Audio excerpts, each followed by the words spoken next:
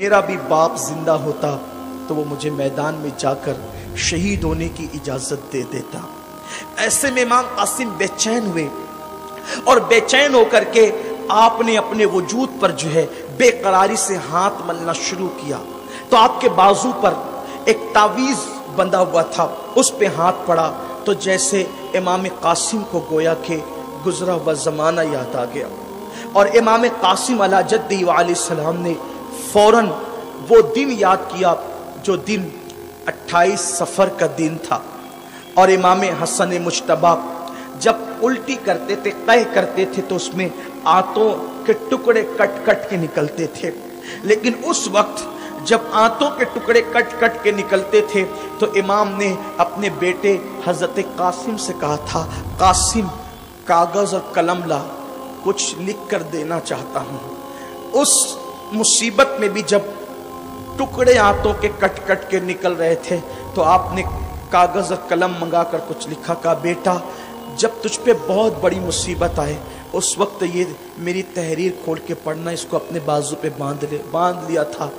شہادت حسن کے بعد سے لے کر میدان کربلا میں پہنچنے تک چچا نے کبھی مصیبت دیکھنے ہی نہیں دی، امام حسین نے کبھی انہیں غم دیکھنے ہی نہیں دیا، اپنی اولاد سے زیادہ چاہا،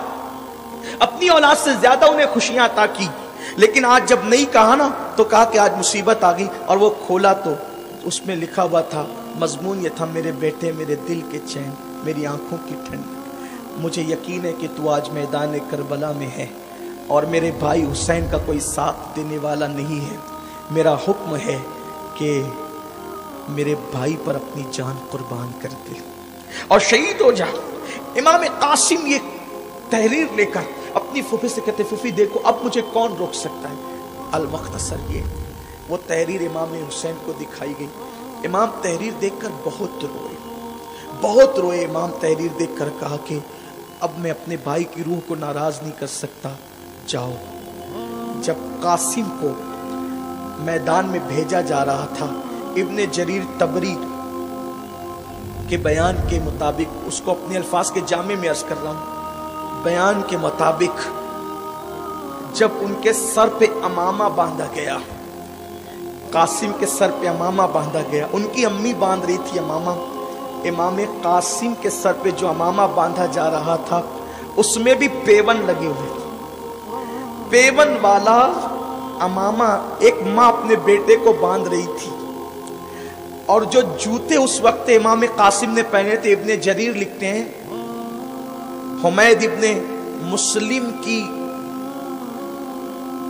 روایت بیان کرتے ہوئے کہ وہ اس طرف لشکر میں تھا اور دیکھ رہا تھا کہ امام قاسم کے امامے پر پیون، کپڑوں پر پیون، اور الٹے پیر میں جو جوتا تھا اس کا تسمہ بھی ٹوٹا ہوا تھا، لیکن ابن مسلم کہتا ہے کہ اس کا چہرہ اتنا چمک رہا تھا کہ ایسا لگتا تھا کہ جیسے اس کی چمک کی وجہ سے کربلا کے ذرے جگمگانے لگے، اتنا خوبصورت تھا وہ جوان جسے قاسم کہتے ہیں۔ اور پھر امام علی مقام نے امام قاسم کو گھوڑے پہ سوار کر کے میدان کی طرف روانہ کیا۔ امام قاسم جب میدان میں آئے تو آنے کے بعد ان کو دیکھ کر کسی میں ہمت نہیں تھی کہ آ کر کے ان کا مقابلہ کرتے، آپ نے اعلان کیا، میں حسن کا بیٹا ہوں اور علی کا پوتا ہوں۔ جب گھوڑا آگے بڑھ رہا تھا تو ان کی امی نے کہا تھا، قاسم دنیا تیرے باپ کو بزدلی کا تانا نہ دے، دنیا یہ نہ کہے کہ حسن کو جنگ کرنے نہیں آتی تھی، جا کر کے اس داغ کو دھول دے کہ تو کسی بہادر باپ کا بیٹا ہے۔ امام قاسم چلے اور چلنے کے بعد جب گئے تو سامنے کسی میں ہمت نہیں تھی، یہ کوئی مبالغہ نہیں ہے، ابن جریر کو اٹھا کر دیکھے، ابن جریر طبری اس شخص کا نام ہے کہ جس کی تفسیر بھی لوگوں کے درمیان ایک سند کی حیثیت رکھتی ہے، یہ ابن جریر اس ہستی کا نام ہے۔ ابن جریر طبری کہتے ہیں کہ کسی میں ہمت نہیں تھی مقابلہ کرنے کی، اور وہ کہہ رہے تھے میں علی کا پوتا حسن کا بیٹا ہوں، आओ कौन मुझसे मुकाबला करना चाहता है, कोई नहीं आया। तो हज़रत इमाम कासिम रज़ी अल्लाह तआला ने कहा, इब्ने साद तू आ निकल कर, अगर तेरे अंदर हिम्मत है तो तू मुझसे मुकाबला कर। 3 दिन की प्यास है, चौथा दिन शुरू हो चुका है, चौथा दिन भी चढ़ने लगा है। ऐसे में आप जो है मुबाजरत तलब फरमा रहे हैं। इब्ने सौद ने देखा कि ये तो हसन का बेटा अली का पोता है। उसने अरज़क नामी पहलवान को कहा कि तू जा, इसलिए कि तू 10,000 रुपये तनख्वाह लेता है यजीद से, इसलिए तूने जाना है। उसने कहा ये छोटे बच्चे से मैं क्या जंग करूंगा, ये मुझसे क्या जंग करेगा। और उसके बाद कहा कि मुझे जाना जो है इसके सामने मेरी तौहीन है, इसलिए कि मैं 1000 लोगों से अकेला लड़ सकता हूं, इस बच्चे के सामने मुझे भेज के मेरी तौहीन न कर। उसने कहा वो बच्चा दिख रहा है तुझे, लेकिन वो अली का बच्चा है, तुझे नहीं पता है, वो अली इब्न अबू तालिब का पोता है, तुझे नहीं पता है। उसने कहा देख मेरा एक ही बेटा इसका काम तमाम करेगा। उसने एक बेटे को भेजा। इमाम ने बिला मुबालगा एक तलवार में एक वार में उसके 2 टुकड़े किए। उसके बाद उसने दूसरे को भेजा, दूसरे के भी एक ही वार में 2 टुकड़े किए। तीसरे और चौथे का अंजाम भी यही किया।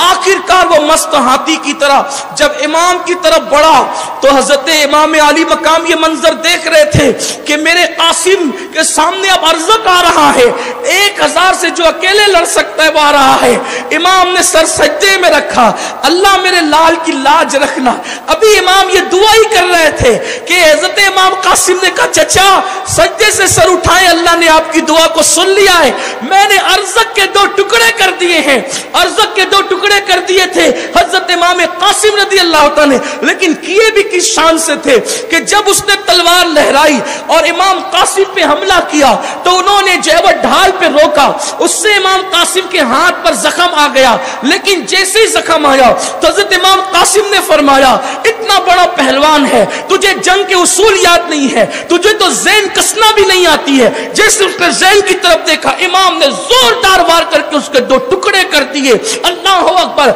ये मंजर इब्ने साद ने देखा। उसने कहा इस बच्चे से अकेले लड़ोगे तो ये पूरा लश्कर साफ कर देगा, प्यासे है तो ये हाल है। एक काम करो, चारों तरफ से इसको घेर लो। हजरत इमाम कासिम को जब चारों तरफ से घेर लिया गया और हर तरफ से तीर बरसाए जाने लगे, तारीखी एक रिवायत के मुताबिक जब इमाम कासिम को चारों तरफ से घेर करके तीर बरसाने लगे, नेज़े मारने लगे, इमाम कासिम जो है घोड़े से जमीन पर तशरीफ लाए। एक तारीखी रिवायत यह भी है कि जिस वक्त इमाम कासिम घोड़े से नीचे आए, आवाज दी मेरे चचा मेरी खबर लो। इमाम अली मकाम वहां से निकलकर जब आप जो है अपना घोड़ा दौड़ाने लगे, उतने टाइम में उतने वक्त में उन जालिमों ने हजरत इमाम कासिम को शहीद कर दिया।